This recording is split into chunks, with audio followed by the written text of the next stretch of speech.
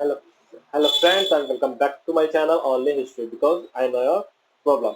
जैसे कि आप सब लोग जानते हैं ऑब्जेक्टिव एग्जाम्स की जो है यहाँ पे मैं हिस्ट्री की आपकी तैयारी करा रहा हूँ, ठीक है ना।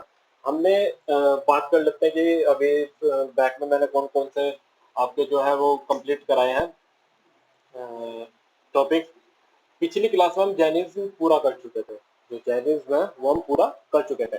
आज जो हम देखेंगे, आज हम बुद्धिज्म यानी कि बौद्ध जो धर्म है वो आज हम कंप्लीट कर जाएंगे। यहाँ कौन सा बौद्ध धर्म हम यहाँ पे आज कंप्लीट करेंगे। क्वेश्चन आंसर हम कल करेंगे, यानी कि सैटरडे को क्वेश्चन आंसर हुआ करेंगे। संडे को शायद इस बार मैं वीडियो है जो वो एक तो कैलेंडर पे सोच रहा हूँ, कैलेंडर पे बनाने की सोच रहा हूँ, और एक हाँ कैलेंडर पे ही बनाऊंगा इस बार का जो मैं आपका संडे की जो वीडियो है वो मैं कोशिश करूंगा कि कैलेंडर से समझाने की। भाई जैसे क्रिश्चियन जो कैलेंडर है, एक क्रिश्चियन कैलेंडर होता है जिसे हम फॉलो कर रहे हैं, लेकिन हमारे शक संवत और विक्रम संवत के बारे में भी मैं आपको पूरी डिटेल दूंगा, ठीक है ना। क्वेश्चन आंसर कल की क्लास में, और फिर मंडे से हम स्टार्ट करेंगे 16 महाजन पद। 16 महाजन पद में मैं थोड़ा मतलब वैसे समझाते ही हूँ। यहाँ पे मैंने आपको हमेशा बोला है कुछ लिखने की जरूरत नहीं है, सिर्फ समझो। लिखने के लिए आप मेरे को कमेंट कर दो अपनी मेल, मैं उस टॉपिक के जिस भी टॉपिक का आपका मेल आएगा वो पूरा टॉपिक आपको भेज दूंगा, ठीक है ना। चलो स्टार्ट करते हैं बिना किसी टाइम वेस्ट करें, ठीक है ना। चलो बात करते हैं बुद्धिज्म। ये तो बुद्धिज्म के अगर जो मैं बात करूं कि भाई इसके फाउंडर कौन थे, भाई जो जैनिज्म है, जैनिज्म में चौथा 24 तीर्थंकर मैंने बताया। 24 में से आपके महावीर स्वामी जिनका सबसे ज्यादा महत्व था, वो इसी भाई देखो दोनों है ना, ये ज्यादातर सेम सेम पीरियड पे आ रहे हैं। सेम पीरियड पे देखो, अगर हम जैनिज्म की बात करें तो जैनिज्म जो थे यानी कि उनका महावीर स्वामी का जन्म 540 में हुआ था और 468 में डेथ हो गई थी। तो दोनों एक ही काल में, देखो एक ही काल में चल रहे हैं। कहानी थोड़ी थोड़ी सी सेम ही है, देखेंगे, ठीक है ना। वहां पे वे फाउंडर नहीं थे, वहां पे उन्होंने मतलब इस समय पे इसका मतलब भाई हिंदू धर्म भाई लोकप्रिय हो गया, लेकिन उनके चलते जब उन्होंने सत्य की खोज कर ली तो उन्होंने जब प्रवचन देने शुरू करे तो उनकी तरफ लोग आकर्षित हुए, क्योंकि अहिंसा तो था ही। अहिंसा बहुत ज्यादा कट्टरपन पे थी, यानी कि भाई आप यहाँ तक कि खेत में भी काम नहीं कर सकते, इतना ज्यादा अहिंसा उसमें थी। इसी वजह से उसको जो क्या कहते हैं अलोकप्रिय होने का कारण जैनिज्म इसी वजह से बना था उस टाइम पे, ठीक है। और अगर जो मैंने आपको बताया था कि भाई सबके लिए सेम था, भाई स्त्री पुरुष अमीर गरीब बच्चा सबके लिए एक जैसा समान बिहेवियर था, ठीक है ना। अब बात करते हैं हम बुद्धिज्म की। तो इसके जो फाउंडर थे वे कौन थे, महात्मा बुद्ध थे इसके फाउंडर। इसके फाउंडर जो थे वो महात्मा बुद्ध थे, यानी कि महात्मा बुद्ध ने इस डायनेस्टी कह रहा हूँ, इस धर्म की खोज करी थी। इस धर्म की खोज किसने करी थी, महात्मा बुद्ध ने, ठीक है ना। और इस उसमें हम पूरा जो पढ़ेंगे वो महात्मा बुद्ध के ही बारे में पढ़ेंगे, ठीक है ना। उसके बाद महात्मा बुद्ध का जन्म कब हुआ, 563 बीसी में, और डेथ कब हुई, 483 बीसी में, ठीक है ना। 563 बीसी में, यानी कि 563 बीसी में कहाँ पे हुआ था जन्म इनका, एक जगह है लुम्बिनी। लुम्बिनी में इनका जन्म हुआ। मृत्यु कहाँ पे हुई थी, मृत्यु हुई थी इनकी कुशीनगर। ज्यादातर सब जानते हैं, मतलब कुशीनगर को तो सभी जानते हैं, लुम्बिनी को भले ही कोई ना जानता हो, ज्यादातर कुशीनगर को तो हम सबने नाम सुना ही है, कुशीनगर, ठीक है ना। अब देखो भाई जन्म 563 बीसी में, मृत्यु 483 बीसी में। कहाँ पे जन्म हुआ, लुम्बिनी में, मृत्यु भी कुशीनगर में। अब बात करते हैं, अगर जो इनके बारे में थोड़ा जानने की कोशिश करते हैं। सिद्धार्थ इनका बचपन का नाम हो गया, सिद्धार्थ इनका बचपन का नाम हो गया। माया देवी इनकी माता का नाम हो गया, क्या, माया देवी। शुद्धोधन कौन थे, इनके पिता थे, क्षत्रिय कुल के थे, ये भी क्षत्रिय कुल के थे, महावीर स्वामी भी क्षत्रिय कुल के थे। यशोधरा कौन थी, इनकी वाइफ थी। उनकी वाइफ का क्या नाम था, महावीर स्वामी की वाइफ का क्या नाम था, महावीर स्वामी की वाइफ का क्या नाम था, ध्यान करो। महावीर स्वामी की वाइफ का नाम था यशोदा, ठीक है ना। उनकी पुत्री का क्या नाम था, अनुजया प्रिया दर्शनी। यहाँ इनका पुत्र है राहुल, ठीक है ना। वहां पे महावीर स्वामी के जो शिष्य बने थे, जो पहले शिष्य थे, वो उनके खुद के दामाद थे, ठीक है ना। अब देखो कहानी सेम सेम सी हो जाती है भाई। वहां पे वे अपने माता पिता की मृत्यु के बाद 30 साल की उम्र में सब कुछ छोड़ छाड़ के अपने भाई की परमिशन लेके चल देते हैं। लेकिन अब यहाँ पे देखो आप भाई, यहाँ पे पहले से ही मतलब पंडितों ने बोल रखा था कि भाई बनेगा तो बहुत बड़ा बनेगा, लेकिन भाई वो भी कर सकता है, क्या करता है कि भाई सब कुछ छोड़ छाड़ के भी जा सकता है, तो थोड़ा ध्यान रखना। तो इनकी जो सबको पता है कि भाई इनका जो क्या कहते हैं, जो इनका बचपन रहा है वो ऐसे कुछ देखने ही नहीं दिया इन्हें, मतलब कि ना तो मृत्यु देखने दी किसी की, ना मतलब बस सुख ही सुख दिखाया, दुख कुछ नहीं दिखाया यार, ठीक है ना। चलो फिर एक बात करते हैं, देखो मैं आपको एक न्यूज चैनल बता देता हूँ। एबीपी न्यूज पे ना, एबीपी न्यूज पे एक प्रोग्राम होता था, क्या, भारतवर्ष, भारत वर्ष नाम से होस्ट करते थे सर अनुपम खेर, ठीक है ना। इसमें महात्मा बुद्ध की पूरी जानकारी दी गई है, उनके बचपन में कैसे चला, लास्ट तक सब चीज दी गई है, कहाँ कहाँ इनके क्या प्रवचन रहे वगैरह वगैरह, सब चीज दी गई है। तो आप वहां पे एक बार देख लेना, एबीपी न्यूज से भारतवर्ष होस्टेड बाय अनुपम खेर, देख लेना, बहुत जरूरी है, ज्यादा देर का नहीं है, ठीक है ना। चलो मैं भी देखूंगा, मैं भूल गया था नोट करने के बाद, लेकिन अब मैं देखूंगा उसे जरूर, ठीक है ना। इसे देख लेंगे ऐसा, और कभी डिस्कशन करता हूँ फिर इस पे, मैं इसके बारे में आपको एक शॉर्ट बता दूंगा फिर, ठीक है ना। अब देखो यहाँ तक हो गया कि भाई उनके पुत्र का नाम था राहुल, ठीक है। अब बात करते हैं भगवान बुद्ध की, अगर जो कहानी के बारे में स्टार्ट करें तो कहानी होती है यहाँ से शुरू। वैसे तो कहानी यहीं से शुरू हो जाती है कि भाई बचपन में जैसे ही पैदा होते हैं तो भाई पंडित जो होते हैं वो बोल देते हैं कि भाई भाई या तो भाई इसे संभाल के रखना, वरना भाई ये घर को भी त्याग कर सकता है, बनेगा तो बहुत बड़ा बनेगा, चाहे किसी भी लेवल पे जाए, किसी भी साइड में जाएगा तो बहुत ऊपर जाएगा, राजा बनेगा तो भी बहुत ऊपर वाला बनेगा, और सन्यासी बनेगा तो भी ऊपर वाला बनेगा, ठीक है ना। लेकिन भाई किस्मत पे कोई चेंज नहीं कर सकता।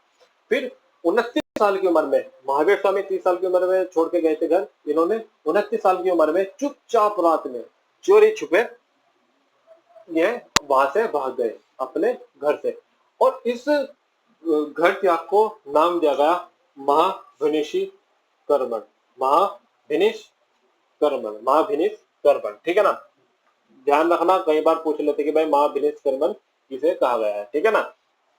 वहां से पहुंचते हैं अपने जो पहले गुरु हैं, कौन थे पहले गुरु, गुरु नहीं सॉरी गुरु आलर कलाम, आलर कलाम इनके पहले गुरु थे, आलर कलाम इनके पहले गुरु थे, पहले सबसे पहले जो गुरु थे। इनसे इन्हें किस चीज की शिक्षा मिली, सांख्य फिलोसफी की, सांख्य फिलोसफी की इन्होंने यहाँ से शिक्षा ग्रहण की, लेकिन ये असंतुष्ट थे वहां से भी, ठीक है ना। पता है इनके बहुत सारे गुरु रहे, मतलब कि बहुत बहुत सारे जो लोगों से इन्होंने सीखने की कोशिश करी, लेकिन ये हमेशा ना क्या कहते हैं उसे कि भाई इनका मन संतुष्ट नहीं हुआ, ठीक है ना। तो इन्होंने आलर कलाम से किसकी, सांख्य फिलोसफी की शिक्षा ग्रहण करी, ठीक है ना। और पता ये नहीं आया कि भाई कभी कभार ही पूछ लेते कि भाई कि भाई उनके गुरु के नाम बताओ, महात्मा बुद्ध के गुरु के नाम बताओ, ठीक है ना। आपको जैसे पूछेंगे तो पता क्या पूछेंगे कि सांख्य फिलोसफी के फाउंडर कौन थे, जनक कौन थे, तो ध्यान रखना कपिल मुनि सांख्य फिलोसफी के फाउंडर थे, ठीक है ना। सांख्य फिलोसफी के दर्शन के, सांख्य दर्शन के, देखो एक दर्शन आ गया, मैंने 6 दर्शन बताए थे ना, एक दर्शन आ गया। सांख्य दर्शन के कौन थे फाउंडर, कपिल मुनि। और सांख्य दर्शन की जो शिक्षा इन्होंने ग्रहण करी महात्मा बुद्ध ने, वो किससे करी, आलर कलाम से, ठीक है ना। फिर इनके जो दूसरे जो गुरु थे, यानी कि जो इनके दूसरे टीचर हुए, वे कौन हुए, वे हुए रामपुत। दूसरे जो इनके गुरु हुए वे कौन हुए, रामपुत, ठीक है ना। इनसे भी इन्होंने ज्ञान ग्रहण किया, लेकिन ना ये असंतुष्टि रहे, इन्हें संतुष्टि नहीं मिली। तो फिर इन्होंने क्या करा, ये वहां से गए, इन्होंने 6 साल तक निरंतर तप करा, कहाँ पे, निरंजना नदी के पास, पीपल के वृक्ष के नीचे। महावीर स्वामी ने किसके, कौन से पेड़ के नीचे करा था, साल के वृक्ष के नीचे, ठीक है ना। इन्होंने पीपल के वृक्ष के नीचे गया, बोध गया में वैशाख पूर्णिमा को इन्हें क्या प्राप्त होगा, वैशाख पूर्णिमा की रात को, वैशाख पूर्णिमा की रात को इन्हें ज्ञान की प्राप्ति हुई, और ज्ञान की प्राप्ति होने के बाद इनका नाम पड़ा बुद्ध। ज्ञान की प्राप्ति होने के बाद इनका क्या नाम पड़ा, बुद्ध नाम इनकी ज्ञान की प्राप्ति के बाद पड़ा। बुद्ध इन्हें पहले नहीं कहा जाता था, अब तक इन्हें क्या कहा जाता था, सिद्धार्थ नाम था इनका, तो सिद्धार्थ ही बोला जाता था। बुद्ध कहां से बोलना शुरू करा, जब इन्हें ज्ञान की प्राप्ति हो गई, ठीक है ना।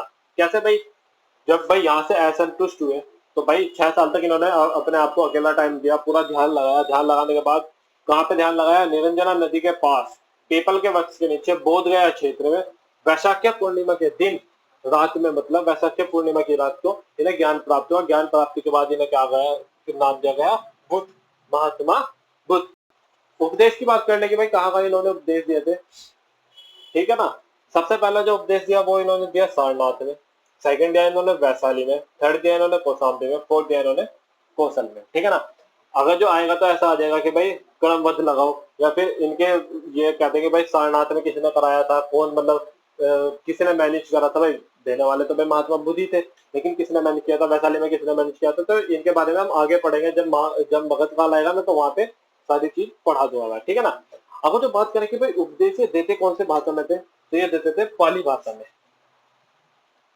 पाली भाषा ऐसी भाषा थी जो आम लोगों की उस समय, एक तरीके से हम जो कह देते हैं देसी भाषा, भाई देसी जो भाषा थी उसमें इन्होंने जो ज्ञान था वो देना शुरू करा। तो भाई जब एक चीज बताओ, मैं अपने गांव में हूँ, मैं अपने गांव में अगर भाई शुद्ध हिंदी में दूं तो भी नहीं चलेगा, शुद्ध इंग्लिश में दूं तो भी नहीं चलेगा, इंग्लिश हिंदी मिक्स करके दूं तो भी नहीं चलेगा, और यहाँ की जैसे खड़ी लैंग्वेज बोलूं, भक्के आएंगे भाई, सब भक्के, भक्के जैसा बोलते हैं, भक्के आएंगे भाई, सब भक्के, ठीक है ना।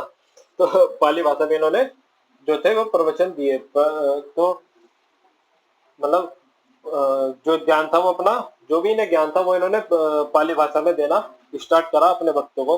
फिर इसमें भी सभी लोगों की एंट्री सेम थी भाई, गरीब हुआ, अमीर हुआ, छोटा बड़ा, स्त्री पुरुष एक समान थे, सब के सब एक समान थे, किसी के साथ कोई भेदभाव नहीं था। अहिंसा थी, लेकिन उतनी ज्यादा कट्टरवादी नहीं थी जितनी जैनिज्म में थी। जैनिज्म में क्या था भाई, देखो जैनिज्म में मैंने बताया कि भाई खेती कर रहे हो तो भाई खेती करने पे भाई आपको भाई कीटनाशक भी छिड़कना पड़ेगा भाई, जो साइड में भाई जो कि भाई कोई कि भाई जो छोटे छोटे जो जानवर होते हैं वो आपकी फसल को नुकसान पहुंचाते हैं। तो जैनिज्म में क्या था कि भाई आप उन्हें भी नहीं मार सकते। तो बहुत से ये लोकप्रिय इस वजह से हो गया कि भाई बहुत से बंदे भाई खेती करते थे, तो उन्होंने कहा भाई ऐसे तो नहीं चलेगा भाई, हम तो भाई इस तरीके से भूखे मर जाएंगे।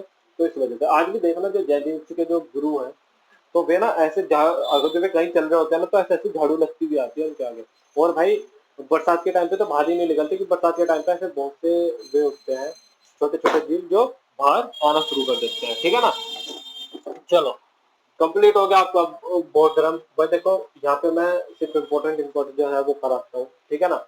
एनसीईआरटी मैंने शुरू करी हुई है अल्फा क्लासेस पे, उसमें बहुत सी बातें ऐसी आ रही है जो जो मैंने मतलब ऑथेंटिक बुक्स में भी नहीं पढ़ी, तो वहां से अपना बेसिक अगर जो आप क्लियर करना चाहो, पता यहाँ पे सिर्फ मैं आपका टाइम बचाता हूँ, बस अपनी रीड डालो कान में और बस सुनते चले जाओ, नोट वगैरह करने की जरूरत नहीं है। नोट के लिए आप मेरे को मेल कर दो, मैं आपको हैंड नोट एकदम झटक से प्रोवाइड करा दूंगा, ठीक है ना। चलो व्हाट्सएप है हमारा, एफबी ग्रुप है, चाहो तो वहां पे ज्वाइन कर सकते हो। वहां पे हर टॉपिक के बाद आपके जो नोट्स है वो गिरते रहते हैं, ठीक है ना, मतलब डालता रहता हूँ मैं, मतलब जो हैंड रिटन नोट्स है। आप चाहो तो भाई टू कॉपी करा लो, 2 कॉपी में 5 मिनट जाएंगे। और अगर जो आप मान लो अब आप पोस्ट कर करके लिखोगे ना, 20 मिनट की वीडियो कम से कम 40 मिनट लग जाएंगे। मैं भी ऐसे करता था, ठीक है ना। समझ में नहीं आएगा, पोस्ट कर करके लिखोगे समझ में नहीं आएगा, ठीक है ना, दोबारा से देखनी पड़ेगी वीडियो, टाइम वेस्ट। तो अगर मैं ऐसे देखूंगा हैंड रिटन नोट 10 मिनट लगेंगे, कितना बड़ा है देखो, एक 2 पेज का है। अब वो जो कॉपी पे लिखोगे 1 पेज का है भाई, ठीक है ना। तो देखो एक बार से 2 बार से इसका रिवीजन मारते हैं, ठीक है ना। फाउंडर कौन थे? सिद्धार्थ यानी कि महात्मा बुद्ध। जन्म कब हुआ? 563 बीसी में लुम्बनी में। 483 बीसी में मृत्यु हो गई थी कुशीनगर में। सिद्धार्थ इनका बचपन का नाम, माया देवी इनकी माता का नाम, शुद्धोधन इनके पिता का नाम, यशोधरा इनकी पत्नी का नाम, राहुल इनके पुत्र का नाम। वहाँ एक वर्ड आता है महाभिनिषी करमन, ये तब आता है जब ये 29 साल की उम्र में अपने घर को छोड़ के चले गए थे, ठीक है ना, रात को चोरी छुपे।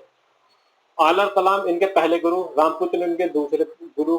आलम कलाम से इन्होंने जो थी वो सांख्य दर्शन की यानी कि सांख्य फिलोसफी की शिक्षा ग्रहण की, यहाँ से भी इन्होंने ज्ञान लिया। और सांख्य दर्शन के आगे इनकी सांख्य फिलोसफी के जो फाउंडर थे वे थे कपिल मुनि। यहाँ से असंतुष्ट होकर कहाँ से आलम कलाम और रामपुत्र और जो इनके अन्य गुरु थे उनसे असंतुष्ट होकर फिर ये अलग गए। अकेले में इन्होंने 6 साल तक ज्ञान प्राप्ति के लिए ध्यान लगाया। कहाँ पे? निरंजना नदी के किनारे पीपल के वृक्ष से नीचे बोध गया क्षेत्र में वैशाख पूर्णिमा के की रात में इन्हें ज्ञान प्राप्त हुआ। ज्ञान प्राप्ति के बाद इनका नाम पड़ा बुद्ध, महात्मा बुद्ध जिन्हें बोलते हैं वो नाम पड़ा। उपदेश इनका पहला सारनाथ में, दूसरा वैशाली में, तीसरा कौशाम्बी में, चौथा कौशल में। किस भाषा में उपदेश दिया गया अपने भक्तों को? इन्होंने पाली भाषा में इन्होंने अपने भक्तों को ज्ञान दिया, यानी कि देसी भाषा में इन्होंने, वहां की जो देसी भाषा थी उसमें इन्होंने ज्ञान अपने भक्तों को प्रदान किया, ठीक है ना। अहिंसा इतनी नहीं थी जितनी की जैनिज्म में थी, ठीक है ना। इस वजह से लोकप्रिय था, क्योंकि भाई कोई जाति का भेदभाव नहीं, कोई स्त्री मतलब ना कोई जाति का भेदभाव, ब्राह्मण क्षत्रिय सब एक समान, स्त्री पुरुष सब एक समान, छोटा बड़ा सब एक समान, अमीर गरीब सब सबके सब एक समान, ठीक है ना। एक चैनल है एबीपी न्यूज पे, भारतवर्ष नाम से एक प्रोग्राम आता था पहले, जो अनुभव खेर जी होस्ट करते थे। तो वहां पे देखना, महात्मा बुद्ध के बारे में पूरी की पूरी जानकारी वहां पे मिल जाएगी आपको, ठीक है ना। एक बार देख लेना, अच्छा है भाई, थोड़ी सी नॉलेज अपने अपने कल्चर के बारे में होनी चाहिए, आई थिंक। मैं भी देखूंगा, तो फिर किसी दिन इस पे डिस्कस करेंगे, इस पे भी मैं एक छोटा सा नोट आपको प्रोवाइड करा दूंगा। आज के लिए इतना ही, थैंक यू। बस थोड़ा ध्यान रखना भाई, कि भाई मेहनत करते हैं, थोड़ा लाइक करो, सब्सक्राइब करो, दूसरे अपने फ्रेंड को बोलो कि भाई पहले विजिट कर, अच्छा लगे लाइक कर, सब्सक्राइब कर एंड देन शेयर, ठीक है ना। और भाई कल हम करेंगे क्वेश्चन आंसर किस किस के, आपके रह गए थे वैदिक सिविलाइजेशन के, बुद्धिस्ट के और जैनिज्म के। कल हम क्वेश्चन आंसर यानी कि सैटरडे को हम क्वेश्चन आंसर कंप्लीट करेंगे, जो मेन है, ठीक है ना। चलो, और क्या कहते हैं भाई, लिखने की जरूरत नहीं है, यहाँ से लिखने के लिए हैंड रिटन नोट्स मैं आपको प्रोवाइड कराऊंगा, आप मांग सकते हैं। Thank you, have a nice day, have a good day, thank you.